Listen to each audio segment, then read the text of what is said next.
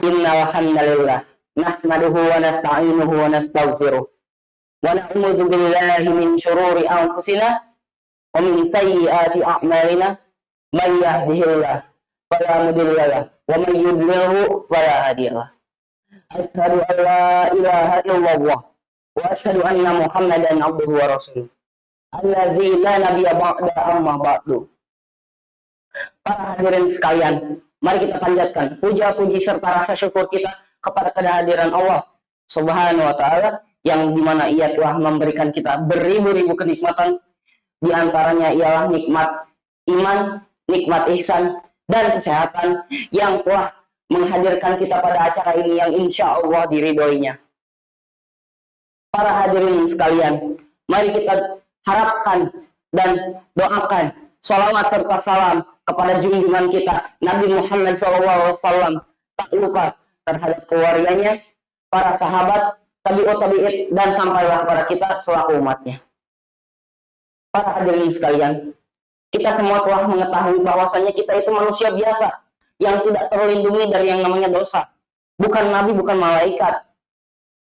Nah, tentu akan bersinggungan dengan yang namanya dosa. Tetapi beruntungnya kita sebagai umat muslim telah diberi jalan yang sangat luas, yang sangat lebar oleh Allah Subhanahu wa taala bernama tobat. Nabi Muhammad SAW pernah bersabda dalam hadisnya yang berarti, setiap dari keturunan Adam pasti akan berbuat salah, dan sebaik-baiknya orang yang berbuat salah ialah mereka yang bertobat.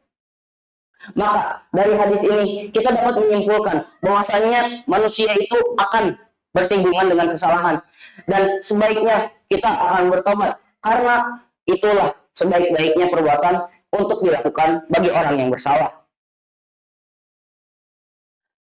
Cara bertobat itu bagaimana?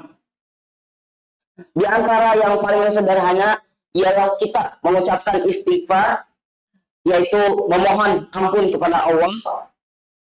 Lalu kita merenungi dan menyesali kesalahan tersebut, dan kita berikhtiar dan berusaha untuk tidak mengulangi kesalahan tersebut lagi. Tetapi jikalau kesalahan tersebut bersangkutan dengan manusia yang lain, patutlah untuk kita untuk meminta maaf, karena takutnya manusia itu tidak akan mengikhlaskan dan tidak akan membiarkan kezaliman kita.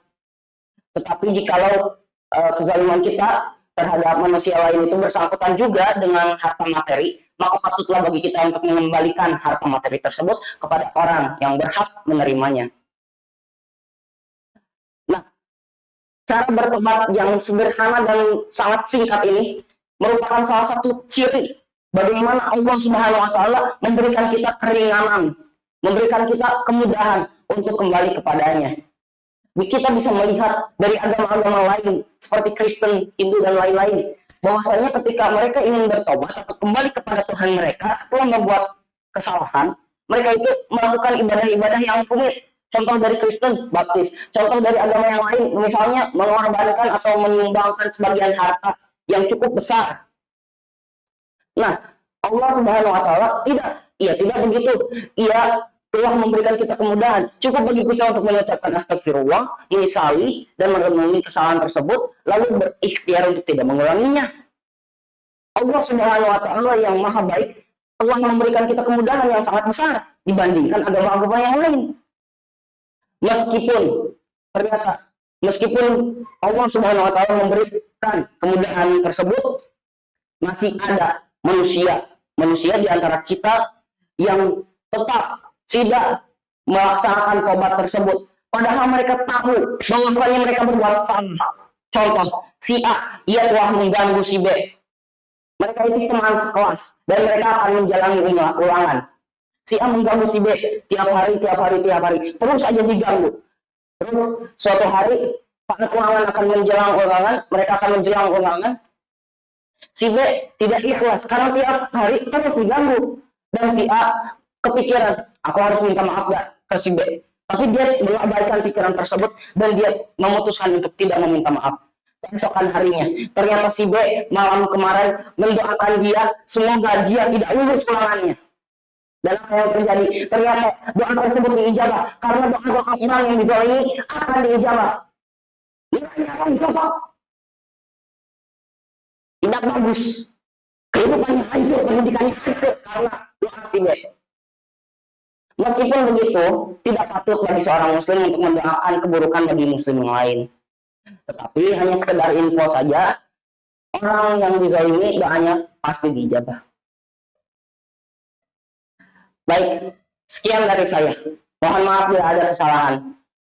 Aqulu qouli hadza wastaghfiruhu li wa lakum.